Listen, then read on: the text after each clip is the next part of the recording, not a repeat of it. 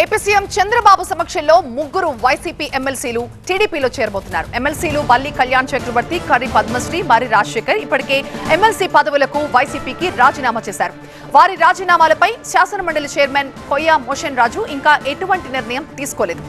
Assembly ఎన్నికల్లో ఘోర పరాజయం తర్వాత వైసీపీ ఎమ్మెల్సీలు వరుసగా పార్టీని వీడుతున్నారు. ఇప్పటి వరకు వైసీపీకి మొత్తం 6 ఎమ్మెల్సీలు రాజీనామా చేశారు. జయమంగళం వెంకటరమణ, కర్రి పద్మశ్రీ, జకియా ఖాన్, అలాగే పోతుల సునీత, కళ్యాణ్ చక్రవర్తి, మరి రాజశేఖర్లు వైసీపీకి దూరమయ్యారు.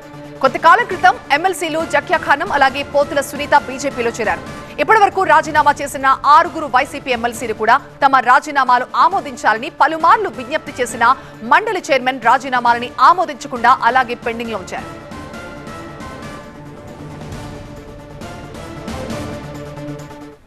సో తమ పదవులకి పార్టీకి రాజీనామా చేసిన వైసీపీ ఎమ్మెల్సీలు టీడీపీ కండువా కప్పుకున్నారు. మరి దీని తదనంతర పరిణామాలు ఎలా ఉండబోతున్నాయి? మా ప్రతినిధి ఈశ్వర్ మనకి లైవ్ లో జాయిన్ అవుతున్నారు మరింత సమాచారంతో. ఈశ్వర్, దీని ప్రతిఫలం ఎలా ఉండబోతోంది? ఖచ్చితంగా అనేక రాజకీయ అంశాలు దీని చుట్టూ ముడిపడి ఉంటాయి. మరికొన్ని రోజుల్లోనే లోకల్ బాడీ ఎలక్షన్స్ రాష్ట్రంలో రాబోతున్నాయి. వాస్తవానికి ఇది ఆపరేషన్ ఆకర్షణ చెప్పడం పూర్తిగా చెప్పలేము, ఎందుకంటే అధికార పార్టీకి ఇంకా చాలా సమయం ఉంది.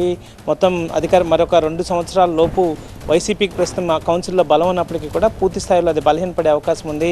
ప్రతి 2 సంవత్సరాలకి కౌన్సిల్లో నెంబర్ మారుతూ ఉంటుంది కాబట్టి అధికార పార్టీలో ఎవరు ఉంటారో వాళ్ళ నెంబర్ని బట్టి ఎమ్మెల్సీలో సంఖ్య పెరుగుతూ వస్తుంది. ప్రస్తుతం టీడీపీకి మొత్తం 164 మంది సభ్యులు ఉన్నారు కాబట్టి మొత్తం ఎంటైర్ మరొక 2 సంవత్సరాల్లో 2027 నాటికి కౌన్సిల్లో ఉన్న 58 మందిలో దాదాపు 50 మంది పొలిటికల్ పార్టీస్ నుంచి వస్తారు. 8 మంది మాత్రమే గవర్నర్ నామినేట్ చేస్తారు.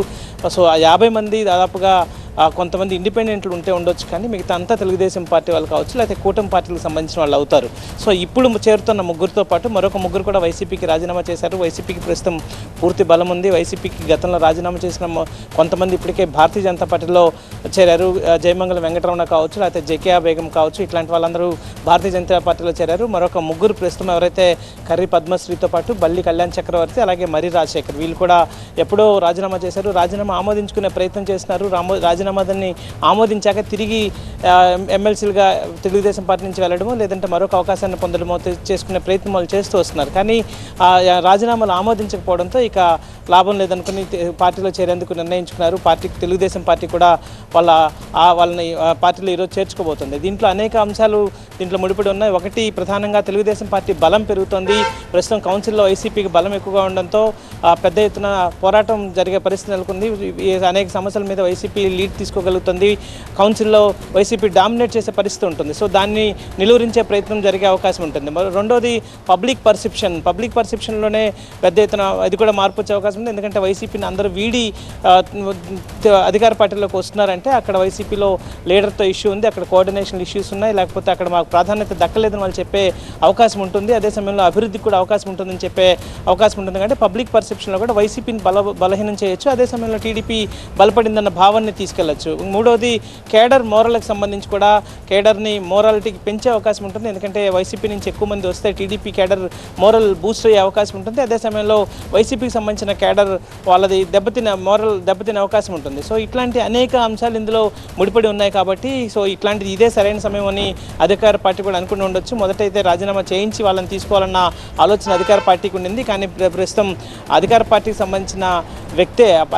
సంబంధించిన నేత ప్రస్తుతం కౌన్సిల్లో చైర్మన్గా ఉండడం, వీళ్ళు రాజీనామాలు చేసిన ఆమోదించకపోవడంతో ఇక లాభం లేదనుకుని తెలుగుదేశం పార్టీ కూడా తమ గేమ్ ప్లాన్ని వాళ్ళ ప్లాన్ ఆఫ్ యాక్షన్ని స్టార్ట్ చేసింది అనుకోవచ్చు. అందుకనే ముగ్గురు ఈరోజు మరి కాసేపట్లో ముఖ్యమంత్రి చంద్రబాబు ఆయన నాయకత్వంలో చేరబోతున్నారు. ఆ తర్వాత మిగతా వాళ్ళు కూడా ఎక్కువ మంది పార్టీతో టచ్లో ఉన్నారు, ఎక్కువ మంది ఇంకా వచ్చే అవకాశం కూడా ఉంది. సో అనేక రాజకీయ అంశాలు, రాజకీయ పరిణామాలు మారే అవకాశాలు అయితే చాలా స్పష్టంగా కనిపిస్తున్న నేపథ్యం కనిపిస్తుంది.